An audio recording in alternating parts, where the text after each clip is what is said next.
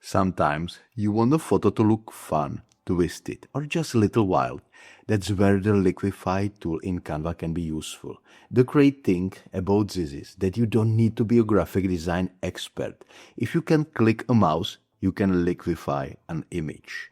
Yes, it is so easy, and I will walk you through it step by step. I done this myself using a dog photo. Don't ask me why. I was bored and dogs are cool. Here is how you can do it too.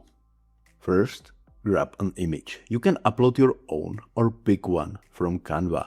Now that your photo is in the project, click on the image to select it. And now look at the top editing bar. Click on the button that says Edit.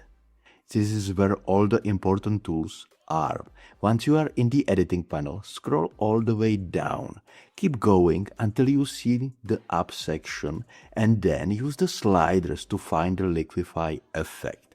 Canva hides this tool at the bottom, but once you find it, you know where it is. Now, under the Liquify tab, you will see options like melt, wobble, smear, smudge and flow. Each one changes your image in a fun way. Try clicking on a few to see what happens. When I click flow, it made the dog look like it was flowing across the screen. Kind of funny, kind of weird, but totally worth it. After choosing your Liquify effect, you will see a new toolbar when you can control how strong the effect is.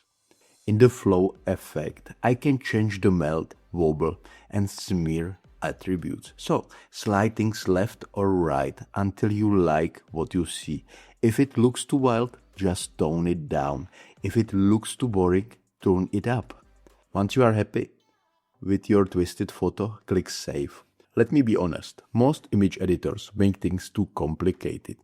You need layers, filters and skills I just don't have. But Canva, it keeps things simple.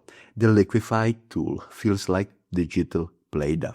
You poke it, stretch it and shape it without breaking anything. As you see, the Liquify tool in Canva is easy, fun and kind of addictive.